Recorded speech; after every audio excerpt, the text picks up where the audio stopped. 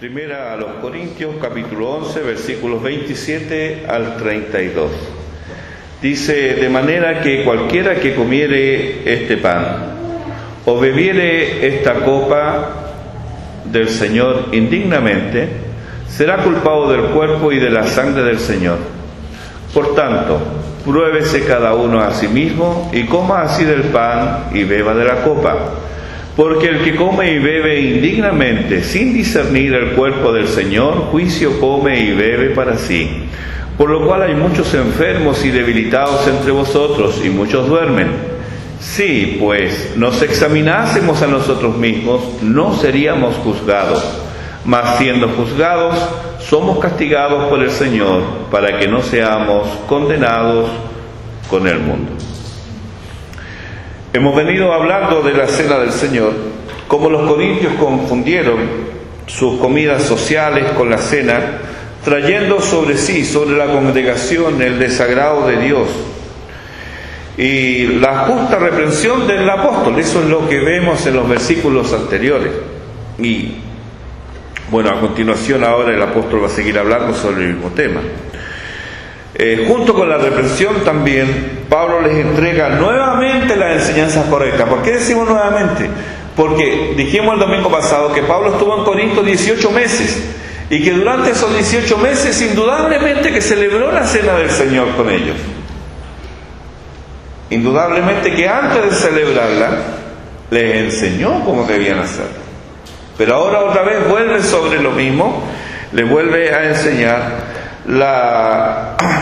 respecto del origen de la cena del Señor y también el significado de la cena del Señor. Eso fue lo que vimos el domingo pasado.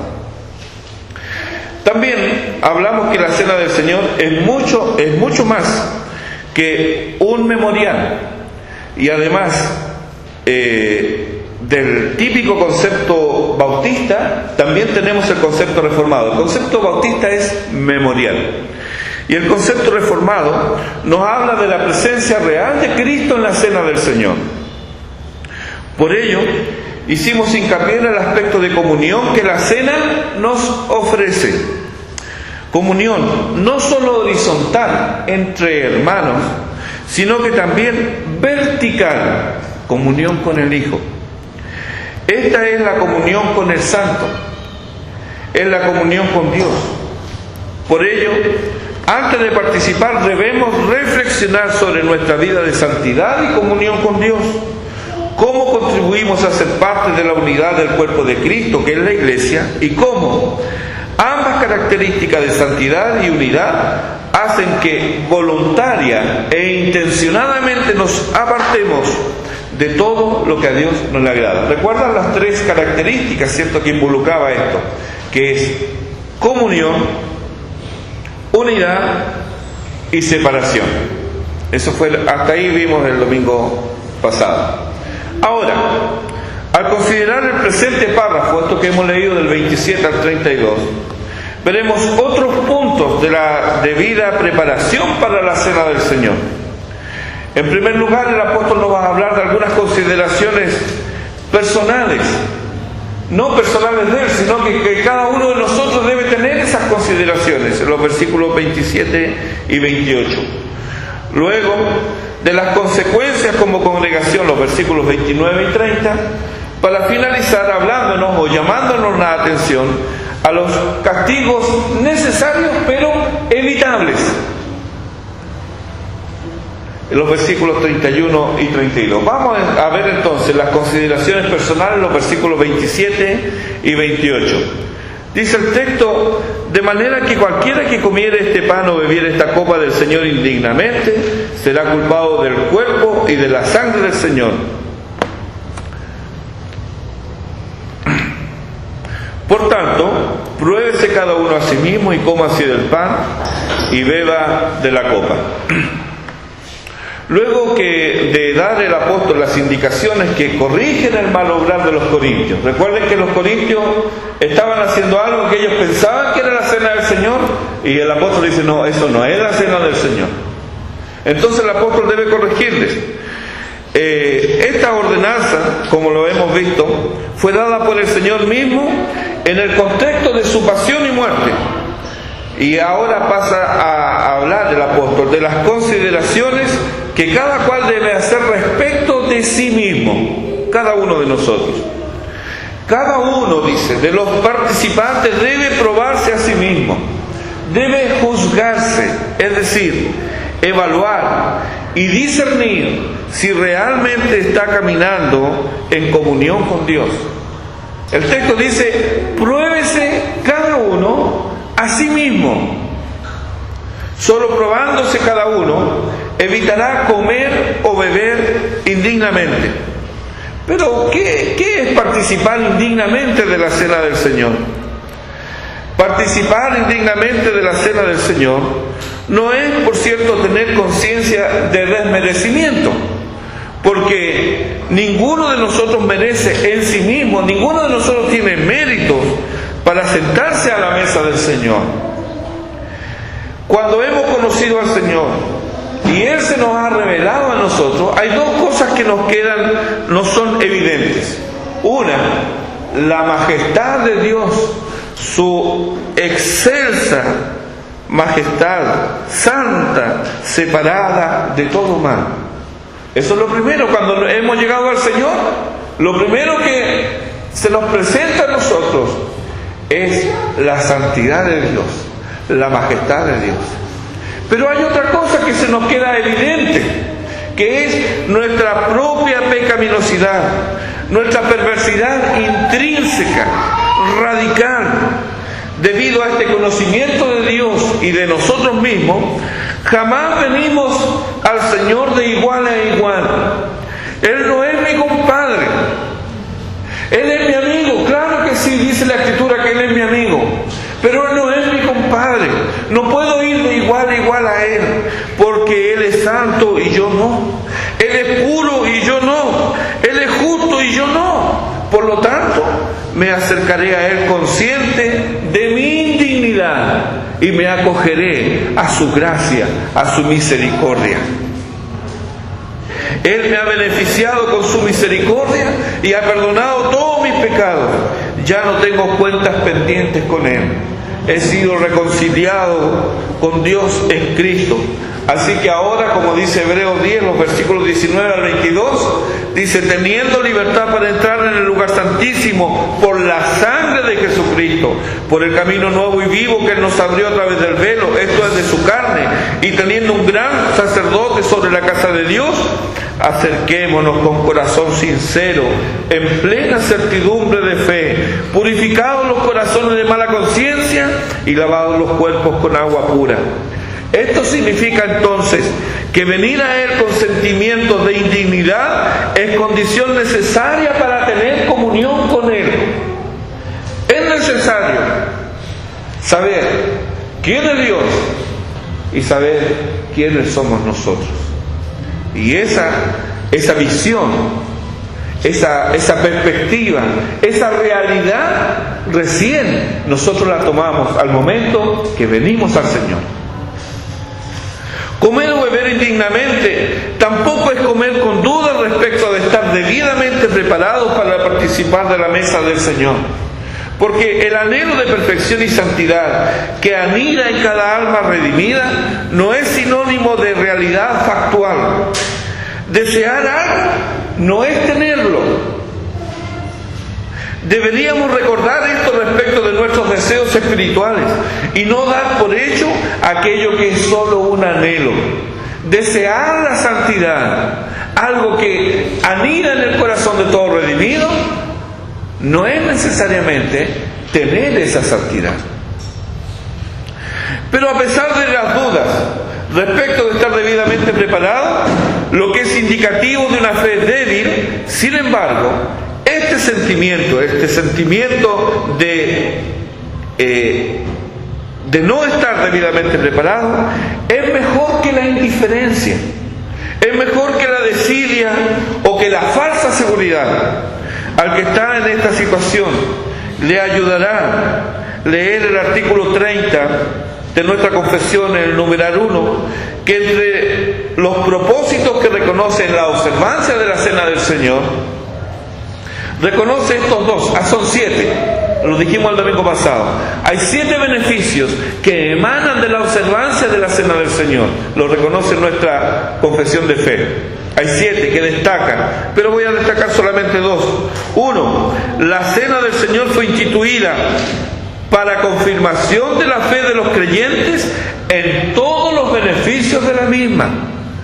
Cada vez que participamos de la Cena del Señor, nuestra fe se agiganta, se afianza aún más, porque venimos a recordar un evento especial, único, hecho a nuestro favor.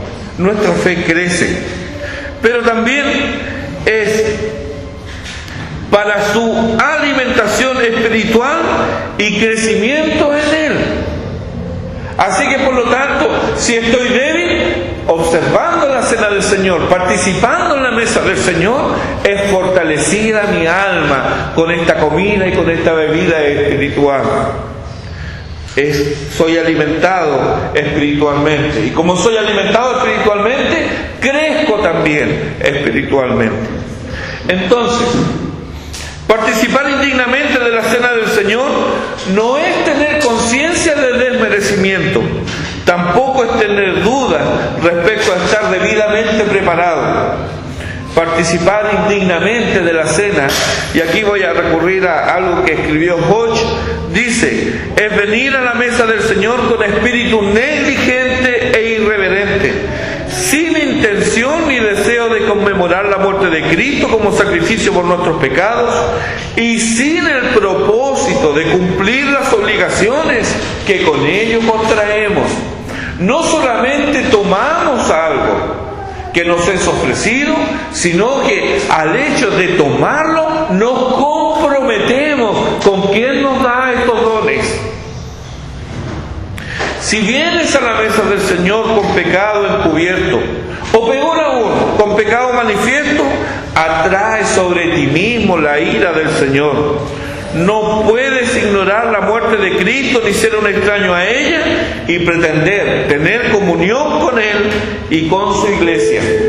Ni los ignorantes ni los impíos, dice la confesión, son aptos para gozar de la comunión con Cristo y no pueden ni deben participar sin atraer sobre sí el desagrado divino. Tampoco puedes venir a su mesa sin el propósito de cumplir con tus obligaciones como creyente e integrante de la iglesia local, ya que el servicio y la consagración nacen de un corazón agradecido por ser objeto de la misericordia de Dios en Cristo y obtenida solo por gracia por medio de la fe. ¿Ve? Participar de la Cena del Señor es un ejercicio vinculante. Si a pesar de pecado, ignorancia, impiedad, negligencia y tosudez en cumplir con tus deberes, aún así insistes en venir a la mesa del Señor, no será sin pérdida para tu alma, porque serás culpado del cuerpo y de la sangre del Señor. Estarás profanando lo sagrado, de manera semejante a que el que pisotea la bandera ofende a la nación cuya bandera representa. Así también, profanando la cena del Señor, ofendes al Señor cuyos elementos son símbolos de su cuerpo y de su sangre. Y no podrás alegar inocencia, ni te servirá esgrimir excusa alguna, porque Dios, que todo lo escudriña, que prueba la mente y el corazón, no te tendrá por inocente. Por lo tanto, participar de la mesa del Señor es un deber para el creyente. La mesa es del Señor y es Él quien invita, pero esta invitación no es indiscriminada. Teniendo en consideración la debilidad de la naturaleza humana, aún en los mejores hombres, se hace necesario, a fin de no ofender al Salvador, tener algunos resguardos como iglesia local. Primero, solo participar los miembros de la iglesia local que estén en plena comunión, es decir, que no hayan censura sobre ellos, ni en sus creencias, ni en sus conductas. Es una obligación para cada uno de los que se congrega habitualmente en la iglesia local, participar en la cena del Señor. En segundo lugar, participar en ella los creyentes que están de paso por la iglesia local y de cuya vida y testimonio la iglesia local no tiene reparos y del cual algún miembro de la iglesia local dé testimonio y fe de su andar con el Señor. Es decir, si viene alguien que dice ser creyente, nadie lo conoce, él no puede participar de la cena del Señor, aunque diga que es creyente. Pero si viene alguien que algún hermano lo conoce, no es necesario que el pastor lo conozca, puede conocerlo algún hermano y el hermano da testimonio, sí, él es creyente. Él es creyente. Aquí no estamos hablando, por supuesto, de perfección, hermanos. No, porque ni usted ni yo, nadie es perfecto. Pero si observamos en él una conducta piadosa, un esforzarse por obedecer al Salvador, no se congrega con nosotros, pero está solamente de paso, y en la cena del Señor puede participar. Hay un hermano que avala que sí, es creyente. En tercer lugar, participar en ellos aquellos que, en la cena del Señor, aquellos que siendo creyentes tienen deseo de unirse prontamente a la iglesia local y someterse a ella. Estas son las visitas que están continuamente viniendo. Tienen el deseo de unirse a la iglesia. No son parte de la iglesia porque todavía están como de afuera. Pero si tienen el propósito de unirse, entonces ellos pueden participar.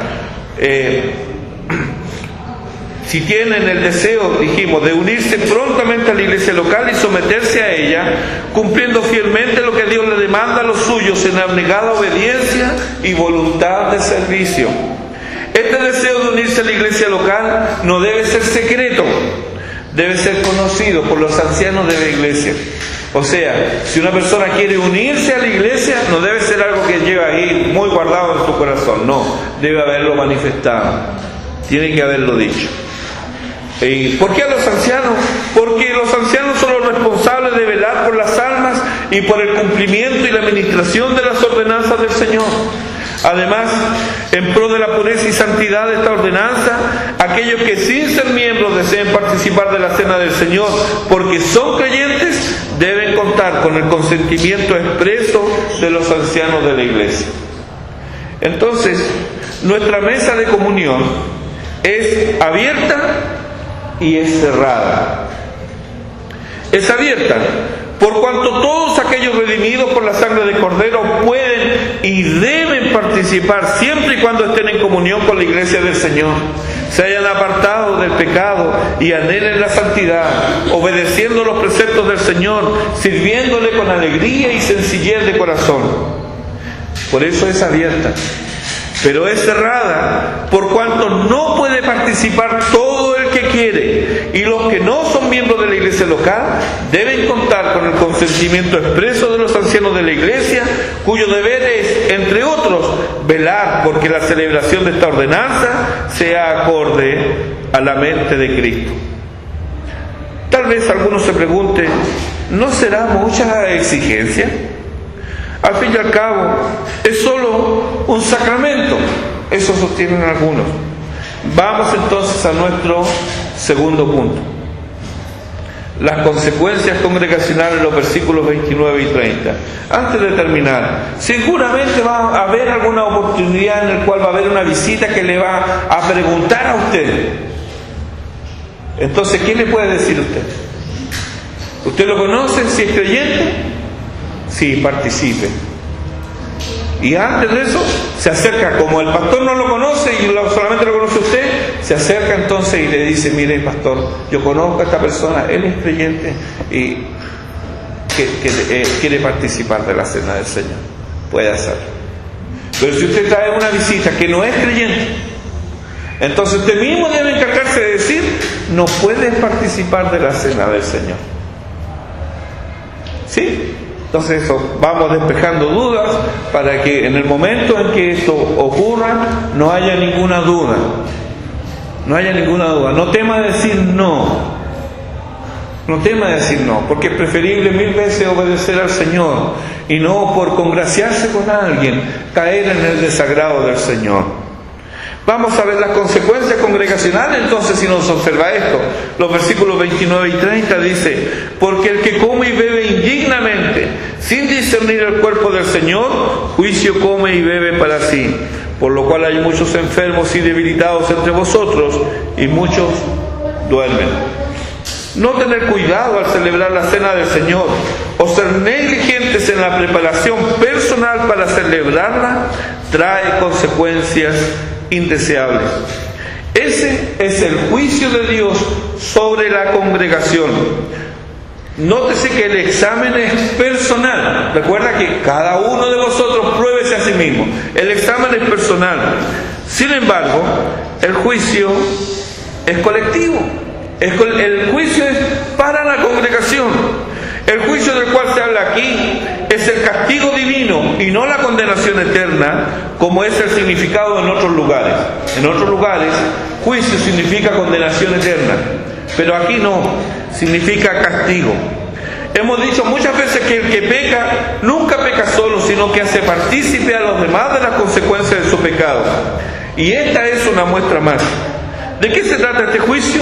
En el versículo 30 nos habla de enfermedad, debilidad y muerte. No podemos nosotros presumir de hacer la misma asociación. El apóstol es inspirado al escribir lo que escribe, y él dice que hay una asociación entre el pecado y la enfermedad.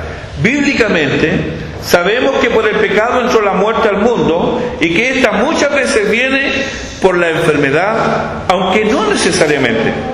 Sin embargo, esta asociación que Pablo hace en Corinto, deberíamos hacerla también nosotros.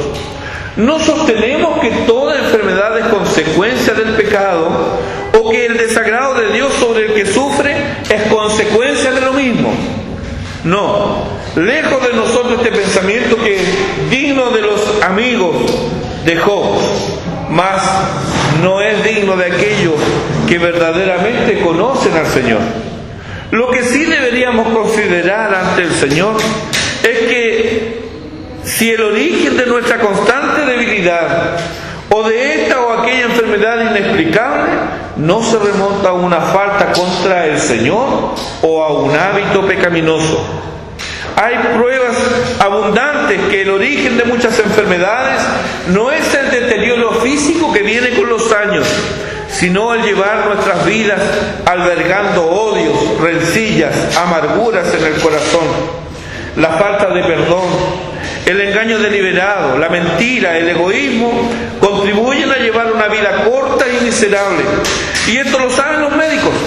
Ser irresponsable en la mayordomía de nuestros cuerpos no es gratuito ni es saludable. La intoxicación de nuestra mente es tan letal como la intoxicación de nuestros cuerpos. Ambos terminan invalidando el funcionamiento normal de nuestros cuerpos. Ahora bien, Pablo amonesta a los corintios y le hace ver las consecuencias de su andar descuidado y carnal.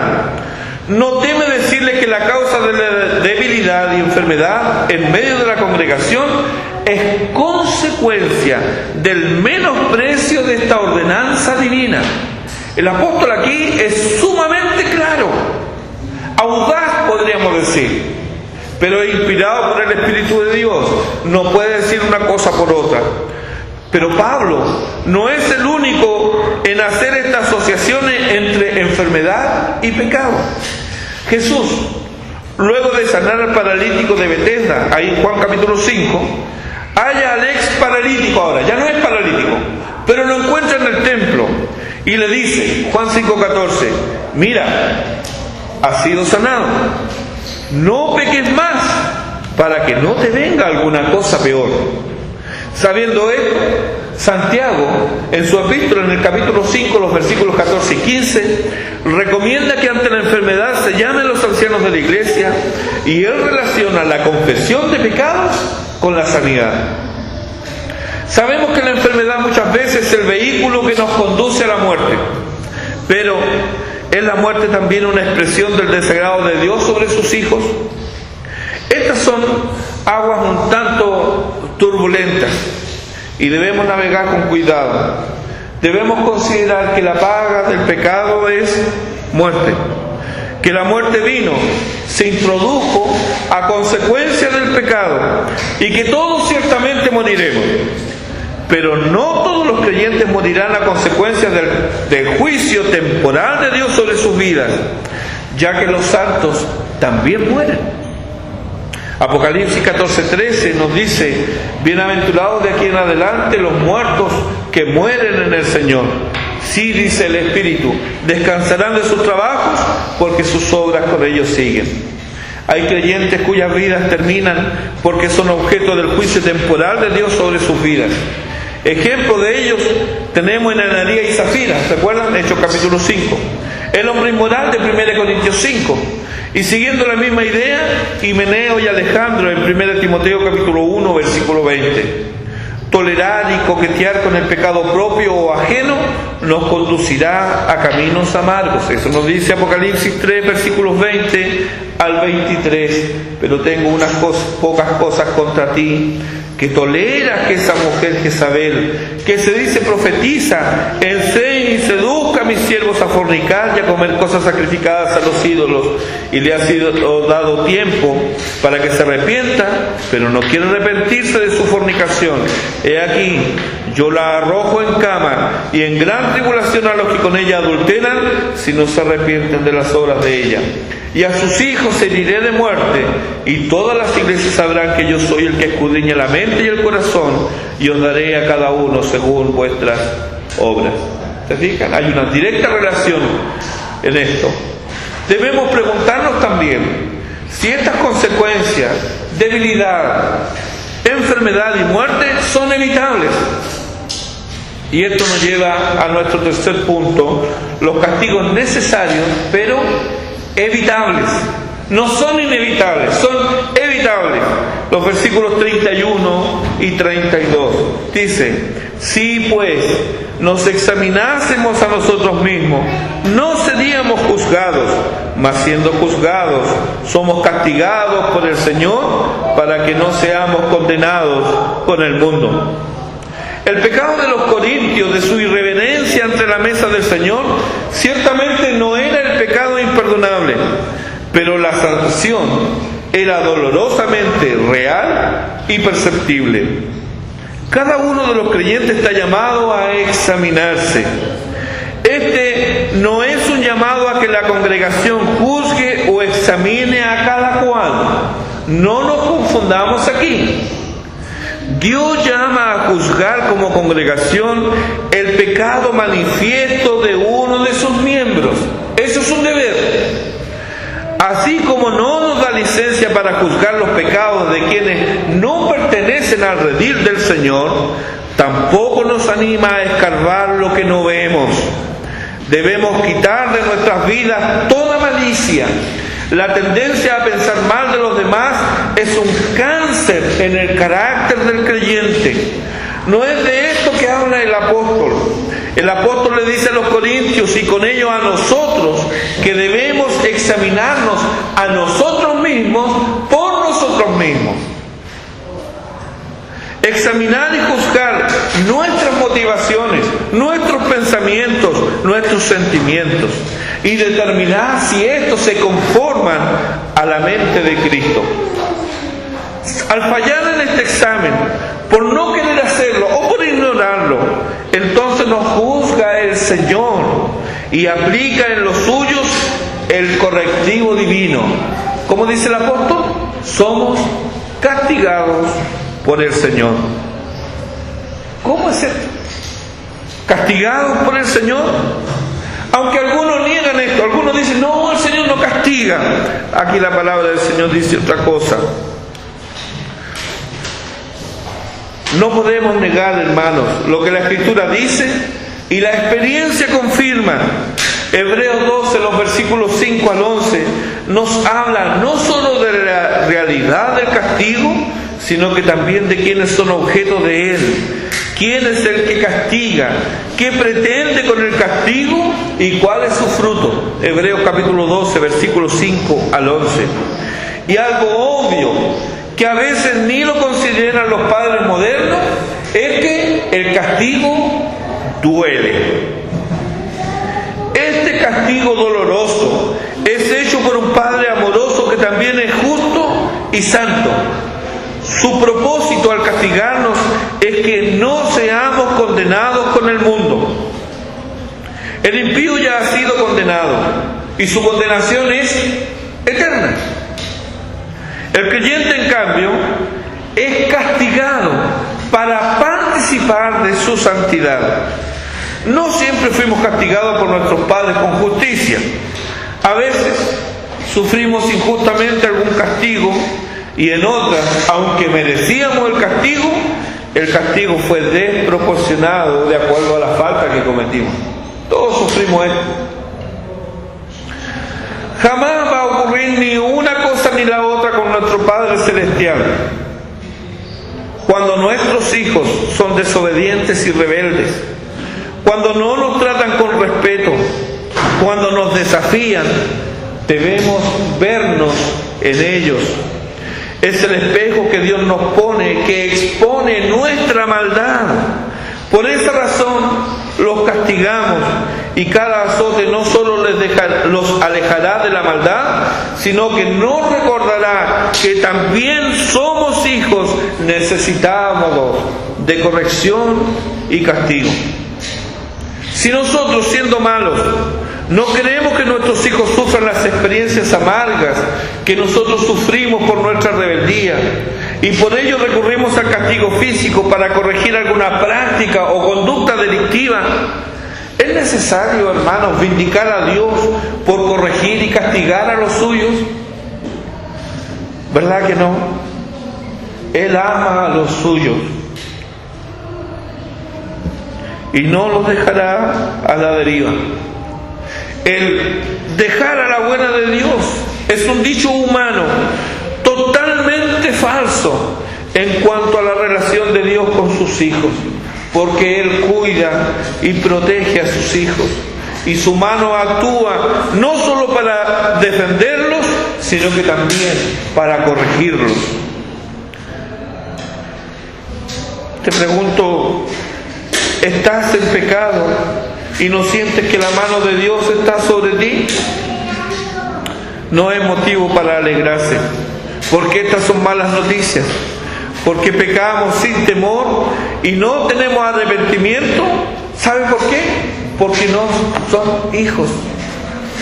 Quien peca y no siente temor es porque no es hijo. Si la mano de Dios no cae sobre él, es porque no es hijo. No importa lo que digan, no le conocen y Dios no le conoce. Si eres soberbio y eres altivo, la Escritura te dice, sigue así. Apocalipsis 22:11 dice, el que es injusto, sea injusto todavía, y el que es inmundo, sea inmundo todavía. Pero al que esté en esta condición, le insto a reconsiderar su situación y el estado de su alma. Y desde aquí le rogamos, reconcíliate con Dios. Ven a Él. Clama a Dios misericordia y di con el leproso, Señor, si quieres, puedes limpiarme. Cómo deseo que pueda escuchar ahora quien si está en esta situación, que pueda escuchar lo que escuchó el leproso entonces, cuando el Señor le dijo, quiero ser limpio. Ahora, para ti y para mí, que perseveramos en este andar, que hemos llegado al Evangelio, que la luz del Evangelio ha alumbrado nuestra vida, para ti y para mí, no vacilemos ni desmayemos, practiquemos la justicia y vivamos en santidad, ya que sin ella nadie verá al Señor. Y así celebremos la cena del Señor. En el nombre de Cristo. Amén. Oremos.